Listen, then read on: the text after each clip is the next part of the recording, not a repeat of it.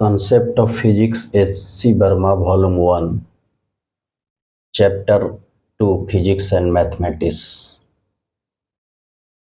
Exercise question number जो है ये आपका 4 हो गया टू 5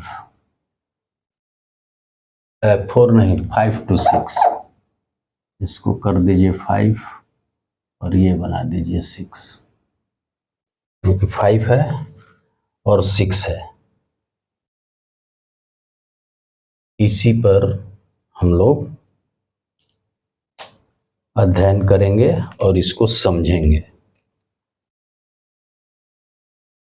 ठीक है,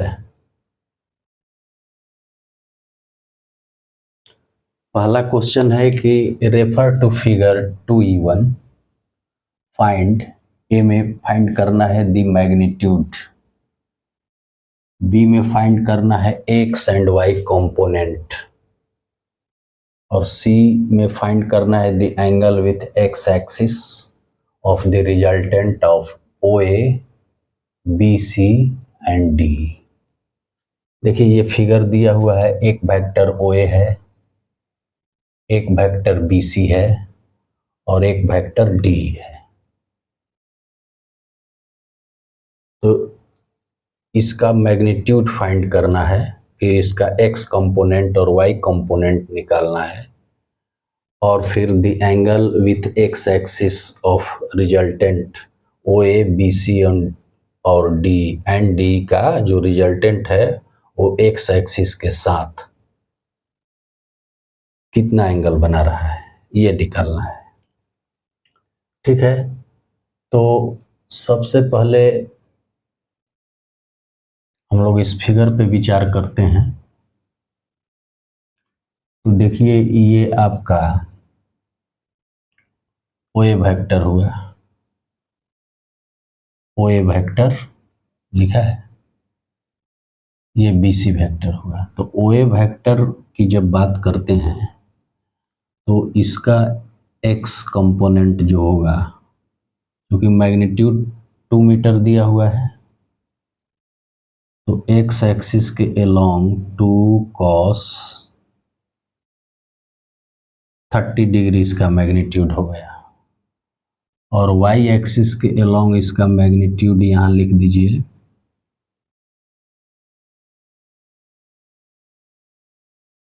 2 sin 30 डिग्री।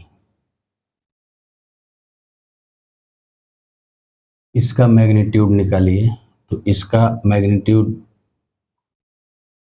ये वेक्टर जो है बीसी वेक्टर का एक्स एक्सिस के अलोंग जो कंपोनेंट होगा, देखिए मैं क्या कहा, ये ओ ए वेक्टर है तो इसका जो एक्स एक्सिस के अलोंग कंपोनेंट जो होगा वो 2 cos 30 होगा।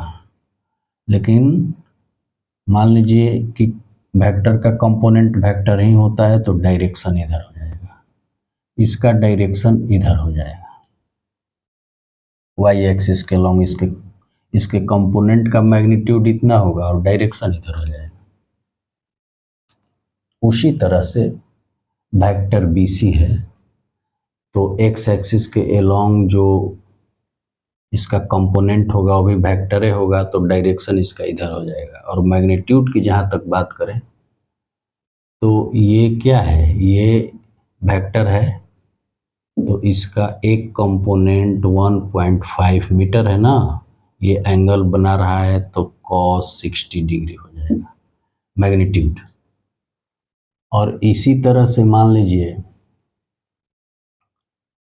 कि इसका, अब इसको यहाँ लिख दीजिए 1.5 लिखा है ना तो यहाँ लिख दीजिए 1.5 मीटर और वाई एक्सिस के अलोंग जो इसका कंपोनेंट होगा बीसी का तो उसका डायरेक्शन किधर हो जाएगा, इधर हो जाएगा और कंपोनेंट का जो मैग्नीट्यूड होगा वो हो जाएगा 1.5 साइन 60 डिग्री।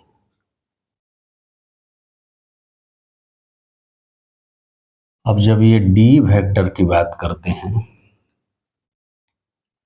तो इसका एक्स एक्सिस के एलोंग कंपोनेंट होगा ही नहीं, जीरो होगा, इसलिए कि खुद ये क्या है, वाई एक्सिस है, परपेंडिकुलर है, इसलिए वाई एक्सिस, जब ये खुद वाई एक्सिस है तो ये वेक्टर वाई एक्सिस ही है, एक्स एक्सिस के लॉन्ग इसका कंपोनेंट नहीं होगा और मैग्नीट्यूड इसका क्या होगा, 1 मीटर होगा। चलिए अब निकालते हैं, ये तो हम लोगों ने देख लिया, इसके कंपोनेंट पे विचार कर लिया, डायरेक्शन पे विचार कर लिया। अब पहला चीज है कि इसका मैग्नीट्यूड निकालना है, किसका, the magnitude X and Y component. तो सबसे पहले एक्स एंड वाई कंपोनेंट निकाल लिया जाए। तो मान लीजिए कि एक्स एक्सिस के एलोंग कंपोनेंट का अगर हम रिजल्टेंट आर एक्स मानते हैं, ठीक है, क्या मानते हैं, आर एक्स। तो अब देखिए इसका एक्स एक्सिस के एलोंग कंपोनेंट कितना है, 2 cos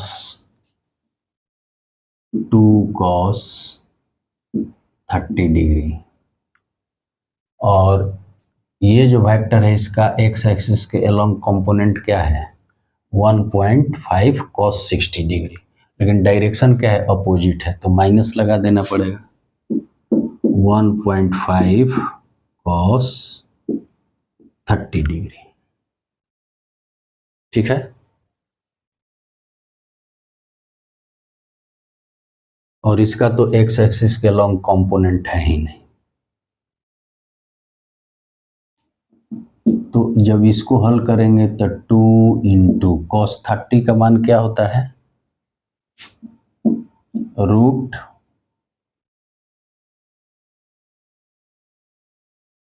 3/2,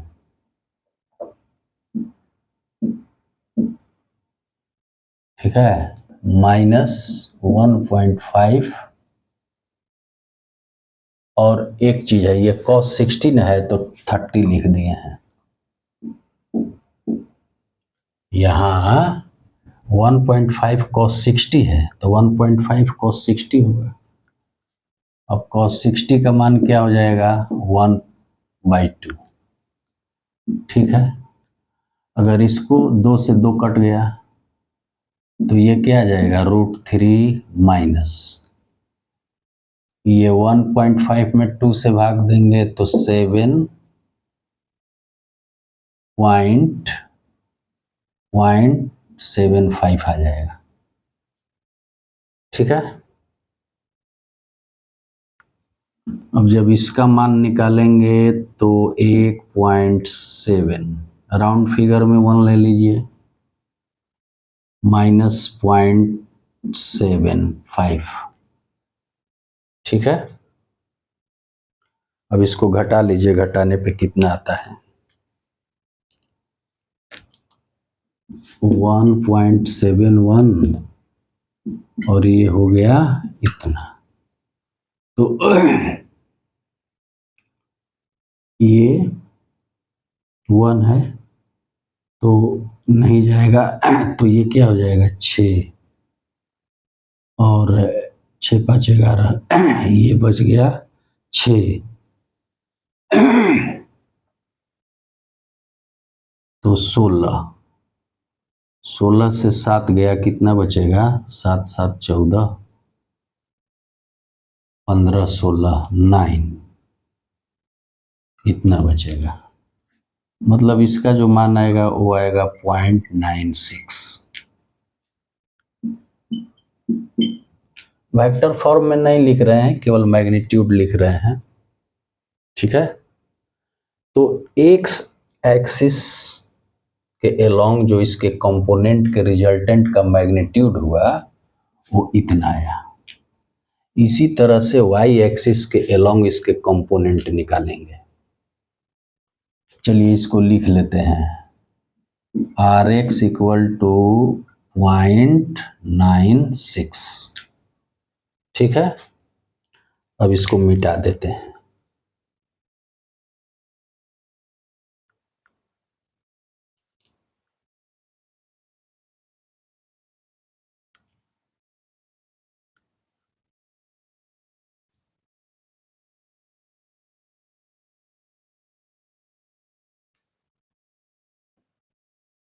अब जो है y एक्सिस के अलोंग कंपोनेंट निकालेंगे। तो y एक्सिस के अलोंग देखिए क्या है, ये ओ ए वेक्टर का y एक्सिस के अलोंग कंपोनेंट का मैग्नीट्यूड क्या है, 2 sin 30 डिग्री। तो इसको लिख देंगे 2 sin 30 डिग्री। अब ये BC वेक्टर है, ये तो ओ ए वेक्टर हुआ, ये BC वेक्टर है। तो BC वेक्टर का y एक्सिस के लॉन्ग कंपोनेंट का मैग्नीट्यूड क्या है, 1.5 sin 60 डिग्री। और जो D वेक्टर है वो तो खुद y एक्सिस में नीचे की तरफ है, तो इससे इससे इसका डायरेक्शन अपोजिट हो गया, तो माइनस का साइन लगाएंगे, माइनस का साइन लगा दिया। और इसका x एक्सिस के लॉन्ग कोई कंपोनेंट नहीं है क्योंकि खुद ये y एक्सिस है, तो ये 1 हो गया। 1 मैग्नीट्यूड है तो माइनस लग गया, अपोजिट डायरेक्शन है। अब इसको हल कर लेंगे 2। ठीक है, साइन 30 का मान क्या होता है,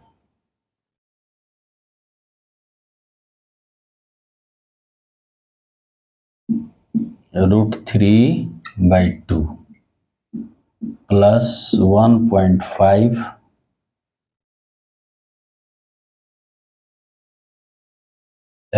ये मान मैं गलत लिख रहा हूं, ये साइन 30 का मान 1 होता है, 1 हो गया, और प्लस 1.5 हो गया, और साइन 60 का मान क्या होता है, √3/2 -1। ठीक है, और साइन 30 का मान 1/2 होता है, साइन 30 डिग्री का मान क्या होता है, 1/2, तो 2 इंटू 1/2 प्लस 1.5, साइन 60 डिग्री का मान √3/2। ये 2 से 2 कट गया, 1 प्लस 1.5 में 2 से भाग लगेगा तो 0.75 आ जाएगा, √3 -1। इसको हल करेंगे तो आएगा 0.7 √3।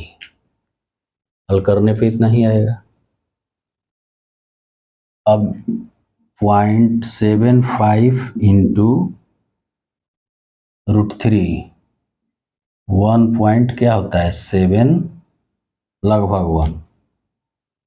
ठीक है, अब इसमें गुना कर दीजिए, तो गुना करने पे क्या मिलेगा, 1.71.75, 5, 35, 8,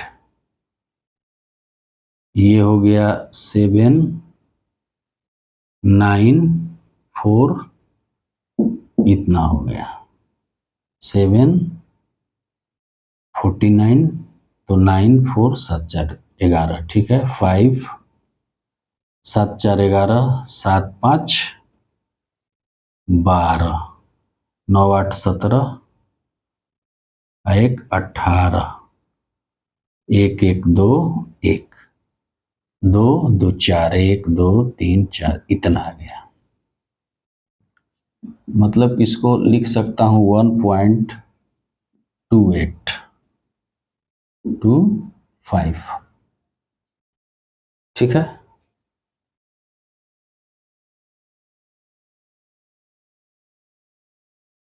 तो RY का जो मान मिला 1.28 का मतलब कि 3 रख लीजिए, 3 कह रहे हैं, 1.2 है 8 है, तो 1.3 इसको रखा जा सकता है राउंड फिगर में, क्योंकि ये इक्विवेलेंट टू 1.3 हो जाएगा। 2 के बाद 5 से संख्या बड़ी है तो इसमें 1 जुट जाएगा, ठीक है। तो ये कंपोनेंट ऑफ y हो गया।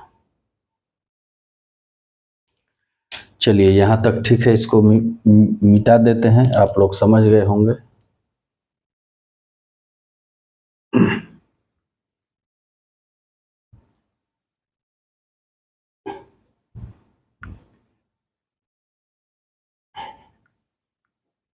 तो इस तरह से इसमें जितने वेक्टर हैं उसके x कंपोनेंट और y कंपोनेंट के मैग्नीट्यूड को निकाल लिया।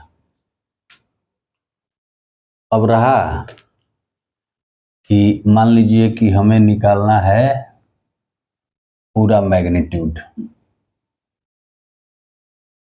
कहने का मतलब कि रिजल्टेंट का मैग्नीट्यूड, दी मैग्नीट्यूड कहने का मतलब यही हुआ। तो इसको क्या करेंगे,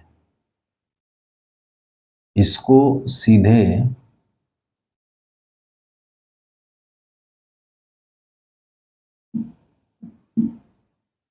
मान लीजिए RX² प्लस RY², ठीक है।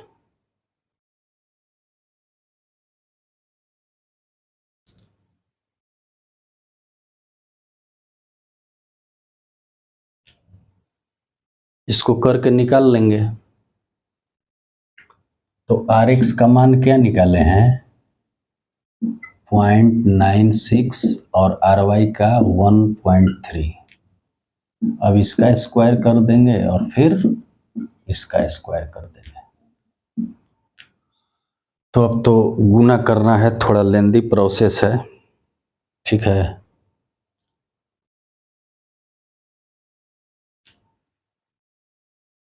लगता है कि इसका मैग्नीट्यूड निकाले हैं तो 9.6 आया है x कंपोनेंट का। अच्छा फिर से देख लेते हैं। मान लीजिए कि x का तो लिखे कि 2 cos 30 एक हुआ और इसमें 1.5 cos 60 हुआ, तो 2 इंटू cos 30 का मान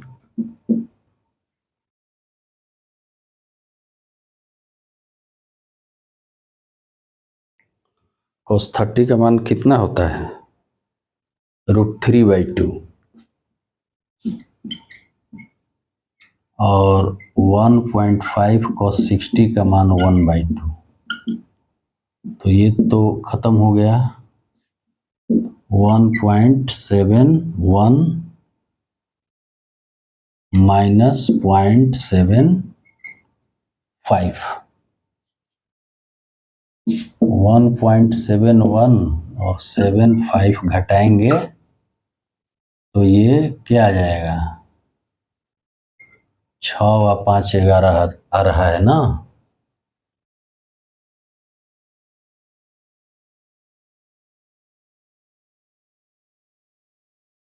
छः 5 11 आ रहा है।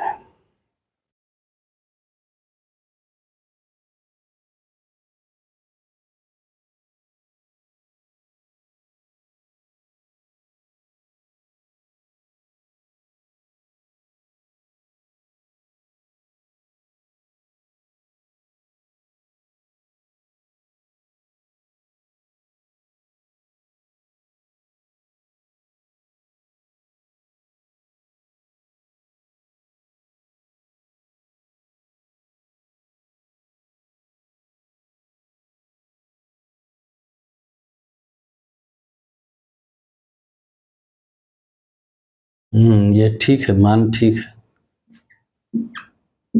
ये मान ठीक है, निकाल के देख लिया।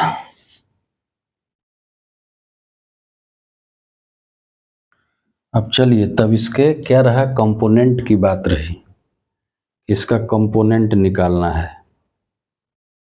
तो चलिए गुना कर दीजिए 0.96 छाछक 36 नछक 54 55 56 57 और नछक 54 छाछक 36 नछक 54 55 56 57 नछक 54 की 4 हाथ में लगल 5 ननवा 81 या 5 86। तो ये 6 आ गया, 7 4 11 आ गया, 6 4 10 11 1 12 आ गया और 8 1 9 आ गया। ठीक है, 9216। तो इसको हल करेंगे तो आ जाएगा 0.9216 प्लस 1.69। चूंकि इसका तो आप लोग जानते ही हैं 13 इंटू 13 169 होता है और 2 अंक के बाद पॉइंट लग जाएगा। अच्छा, जब इसको ऐड करेंगे तो 0.9216 और ये 1.69 6 1 9 2 11 9 6 15 1 16 1 1 2, यानी कि ये जो मान मिला वो मिला 2.6116। ठीक है ना, 2.6116। तो इसका अंडर रूट कर दीजिए। अंडर रूट कर दिया, थोड़ा सा अच्छा से लिख दे रहा हूं, अंडर रूट कर दिया 2.6116। ठीक है, तो कहने का मतलब कि ये जो मान मिला वो क्या मिला, ये रिजल्टेंट 2.6 रख दीजिए।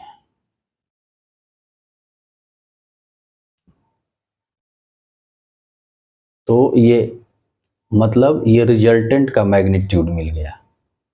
ए वाले का तो काम हो गया। अब बी वाले में कह रहा है कि एक्स एंड वाई कंपोनेंट, तो देखिए एक्स कंपोनेंट ये मिला है, एक्स कंपोनेंट तो निकाल चुके हैं और वाई कंपोनेंट भी निकाल चुके हैं।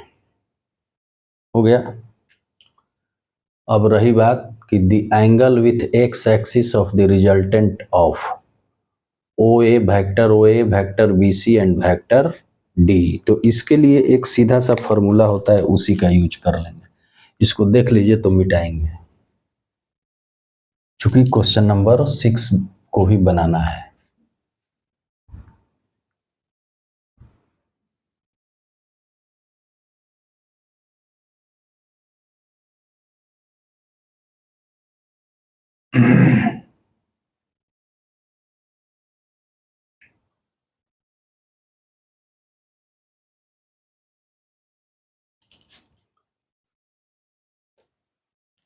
तो दो चीज निकाल लिए, एक्स कंपोनेंट निकाल लिए, वाई कंपोनेंट निकाल लिए, इसका मैग्नीट्यूड भी निकाल लिए। ठीक है, मैग्नीट्यूड कितना निकाले थे आर इक्वल टू,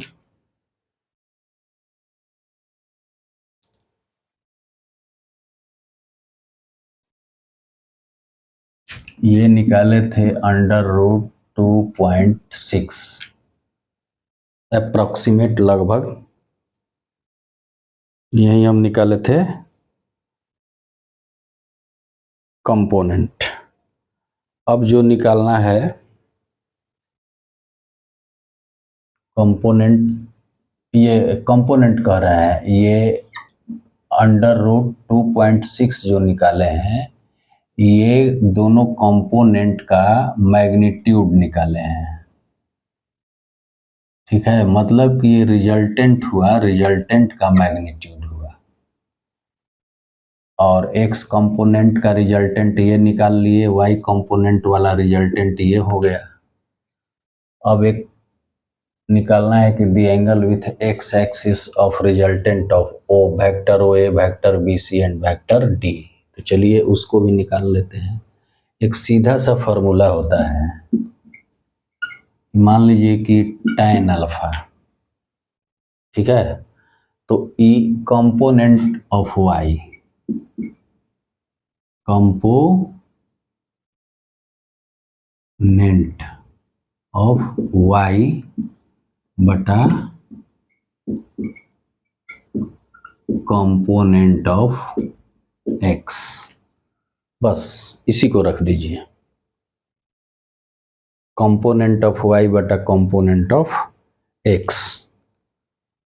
कहने का मतलब कि ये y कंपोनेंट हुआ, ये x कंपोनेंट हुआ, तो y कंपोनेंट कितना निकाले हैं 1.3 और x कंपोनेंट क्या निकाले हैं इतना। ये मान जो हुआ वो हुआ आपका tan अल्फा का, ठीक है, ये पॉइंट है, ये पॉइंट, ठीक। अब इसको आप चाहें तो इतना पर छोड़ सकते हैं, न हल करना चाहें तो हल कर सकते हैं। तो चलिए आगे हल कर देते हैं। ये क्या हो जाएगा, ये हो जाएगा इतना और ये हो जाएगा इतना। ये 96/100, 100 ऊपर जाएगा, 96 यहीं रहेगा और ये 10 इतना, ये से ये कट गया, मतलब हमें क्या मिलेगा 130/96। इसको कटा दीजिए, तो 2 बार में कटाएंगे तो 50 और 15, 15 दूनी 30, तो ये आ जाएगा 65/48। ये आपका मान आ गया tan अल्फा बराबर, ठीक है, tan अल्फा बराबर 65/48। चूंकि नीचे क्या है, ये है। अब जो है, अब मान लीजिए कि अगर अल्फा का मान निकालना चाहें तो वो इन्वर्स में चला जाएगा, तो इसको ऐसा कीजिए कि इन्वर्स में कर दीजिए। This implies alpha equal to क्या लिखेंगे, tan इनवर्स 65/48। और आगे हल करना चाहे, ऐसे हल करने की जरूरत नहीं है, चाहे तो हल कर सकते हैं। तो सीधा है कि 65 में 48 से भाग दे दीजिए, 48 से एक बार जाएगा तो 48, तो ये क्या हो गया 8 7 15 और ये 5 हो गया, तो 4 1 5 17, नहीं जाएगा पॉइंट होगा, एक जीरो होगा, कितना बार में जाएगा 3 बार में ले जाइए, 24, 4 3 12 2 14, 144, 3 बार में जाएगा 1.3, ठीक है, 144, ठीक है, इतना ही रहने दीजिए, या इसके आगे भी ले जा सकते हैं। तो ये जो मिला हमको, क्या मिला, alpha equal to tan inverse 1.3। और आगे ले जाना चाहते हैं तो और आगे आप ले जा सकते हैं। मान लीजिए ऐसे कोई ज़रूरी नहीं है, ये 6 हो गया तो ये भी 6 हो गया, तो 2 हो गया 26 और ले तो 48, तो ये कितना हो जाएगा। वैसे कोई मतलब नहीं है, इतना ही रहने दीजिए, tan इनवर्स 1.3। तो इस तरह से ये रिजल्टेंट जो है उसका मैग्नीट्यूड निकाल लिए और उसका ये डायरेक्शन निकाल लिए। ये क्या बता दिया, डायरेक्शन।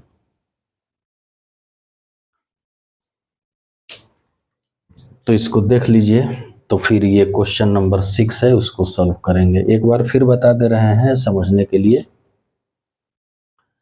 कि कहने का मतलब है कि जैसे ये ओ ए वेक्टर है, इसका एक्स कंपोनेंट लिया इधर, मैग्नीट्यूड 2 मीटर है तो 30 डिग्री बना रहा है एक्स एक्सिस के साथ, तो 2 cos 30 हो गया। वाई एक्सिस के लॉन्ग इसका कंपोनेंट 2 sin 30 हो गया। कंपोनेंट का ये दोनों मैग्नीट्यूड है। उसी तरह से ये क्या है, ये वाई एक्सिस के पैरेलल है वेक्टर, तो एक्स एक्सिस में इसका कंपोनेंट 0 हो जाएगा। और ये जो वेक्टर है बी सी, इसका एक कंपोनेंट वाई एक्सिस के अलोंग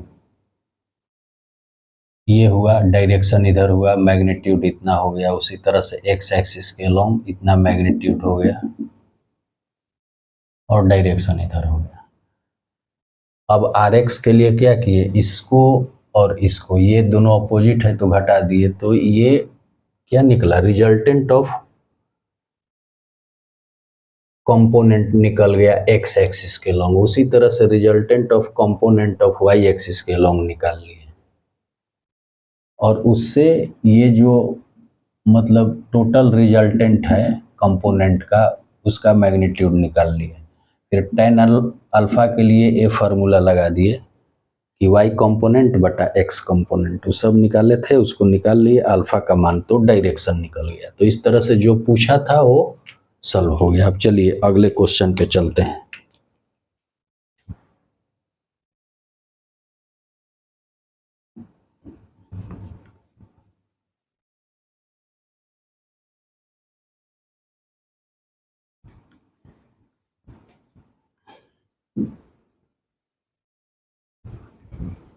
थोड़ा सा मिटाने में भी समय लग जाता है, बनाने में भी समय लग जाता है, और समझाने में भी समय लग जाता है। तीनों बात है तो तीनों बात का ध्यान रखना पड़ता है।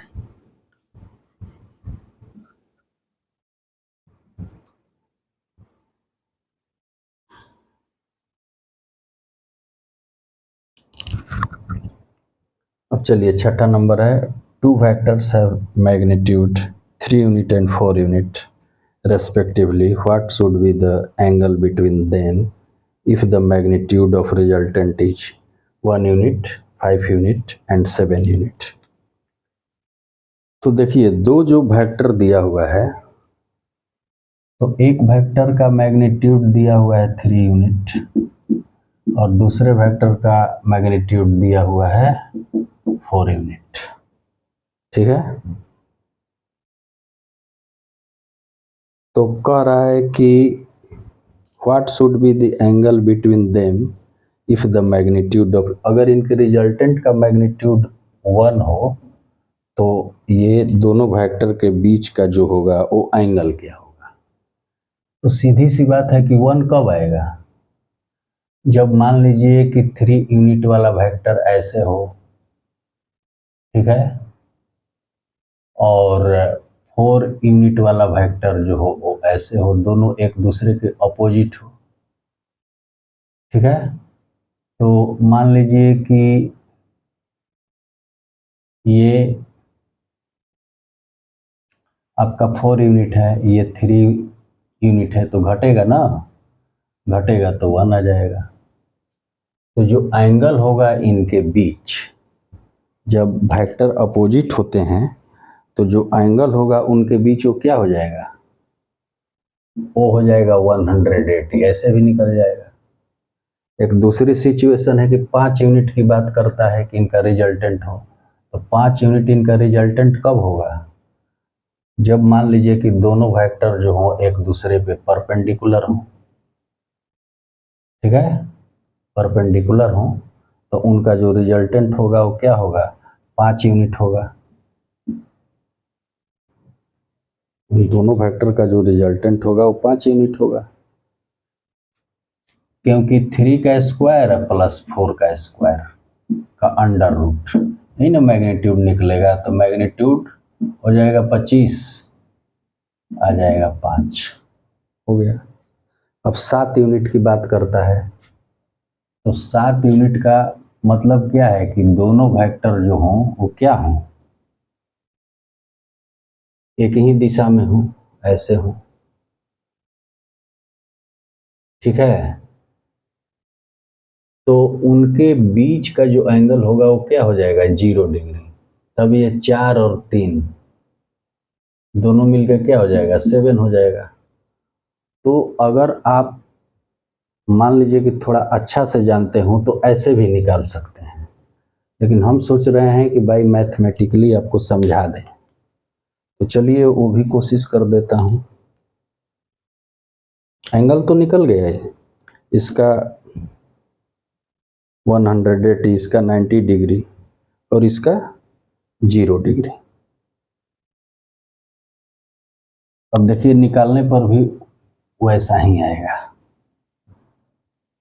ऐसे सवाल को हम समझा दिए, समझा के बता दिए, लेकिन फिर भी चलिए एक सिचुएशंस है कि मान लीजिए कि R इक्वल टू क्या होता है, अगर दो वेक्टर हो तो क्या लिखते हैं, a square b square 2ab cos theta. ठीक है, ए के लिए ए का मैग्नीट्यूड कह रहा है कि 3 ले लीजिए, बी का मैग्नीट्यूड कह रहा है कि 4 ले लीजिए, और पहला कंडीशन अप्लाई कीजिए कि उनके रिजल्टेंट का जो मैग्नीट्यूड हो 1 हो, तो इसमें पुट कर दीजिए।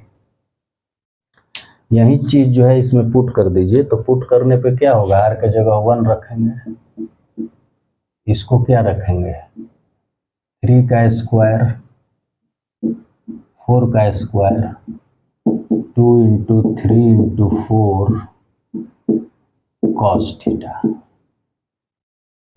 तो ये आ जाएगा 9 16 plus 24 cos theta 1 equal to. अब इसमें क्या कीजिए कि स्क्वायरिंग बोथ साइड कर दीजिए। तो 1 का स्क्वायर 1 हो गया, ये स्क्वायर हो गया तो रूट हट गया, 16 प्लस 24 कॉस थीटा। ठीक है, 1 equal to 16 9 25 plus 24 cos theta. ये 25 इधर गया तो 25 घटावे कि ये क्या बच गया 24 इक्वल टू 24 कॉस थीटा। अब एक चीज है, हमें मिला है कि 24 equal to 24 cos theta. This implies cos theta बराबर क्या लिख सकते हैं 24/24,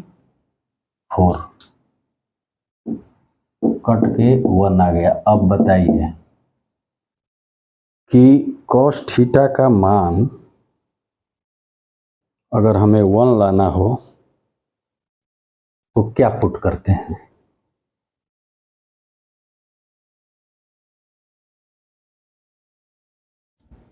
इसका मतलब है कि थीटा बराबर 180 डिग्री है, तभी ना 1 आएगा।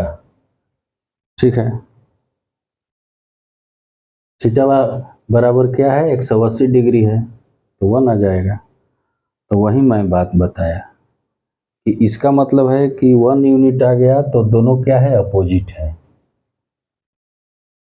अपोजिट है तो उनके रिजल्टेंट 1 यूनिट आएंगे। ये तो बात समझ गए। अब चलिए दूसरी बात मैं समझा देता हूं।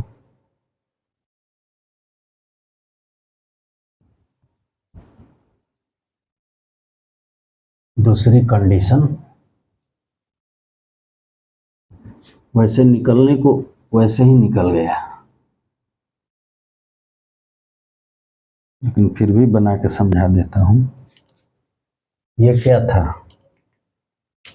ये आपका था ए स्क्वायर प्लस बी स्क्वायर था, प्लस था ये। ठीक है, अब दूसरा कंडीशन लीजिए कि रिजल्टेंट जो हो 5 यूनिट हो, तो R बराबर 5, ए बराबर तो वहीं रखेंगे, ए बराबर 3 और बी बराबर क्या रखना है 4, तो इसमें रख दीजिए। R के जगह क्या रखेंगे 5 इक्वल टू ए के जगह 3, तो ए स्क्वायर यानी 3 का स्क्वायर, बी के जगह 4 का स्क्वायर, अब प्लस 2ab 2 गुना 3 गुना 4 कॉस थीटा। ठीक है। अब ये 5 हो गया, इसको हल करेंगे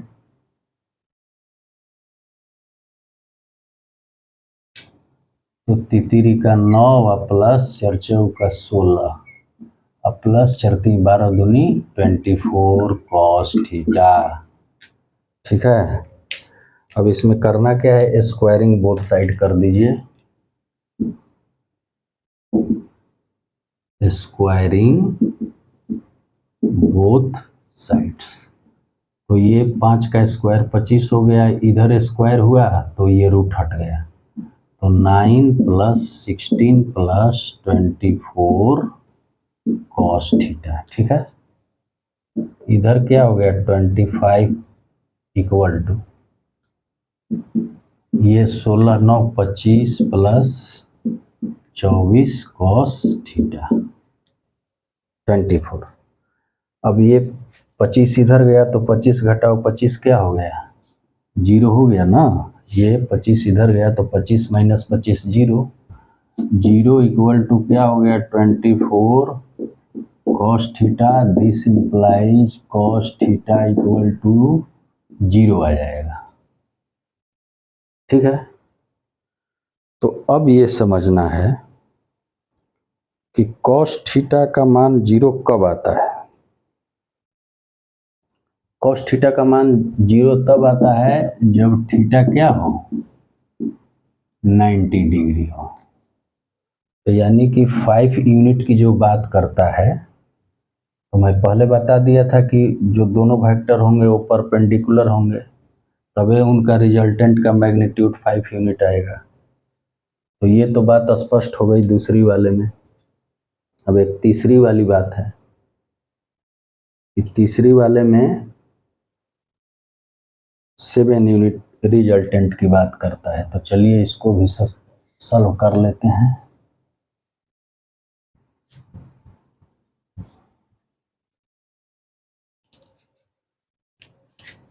ये ऐसे तो हम लिखिए देते हैं ना, ये फार्मूला है मैग्नीट्यूड का 2ab cos theta, ab cos theta. ठीक है। तो अब उनके रिजल्टेंट का जो मैग्नीट्यूड है वो 7 यूनिट पुट करना है। तो r = 7, a क्या है 3 है, b क्या है 4 है, इसमें पुट कर दीजिए r के जगह 7 √ 3 का स्क्वायर + 4 का स्क्वायर 2 × 3 × 4 cos थीटा। हल करेंगे तो क्या आएगा, हल करने के बाद ये आएगा 9 16 4 3 12 दूनी 24 cos थीटा, ये 7 के बराबर।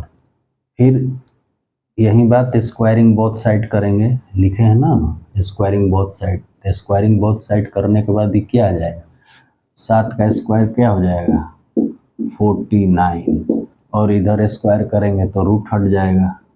तो ये आ गया 19 प्लस ये 9 + 16 + 24 cos थीटा। इधर आ गया 16 9 25 + 24 cos थीटा। ये आपका बराबर हो गया 49 का।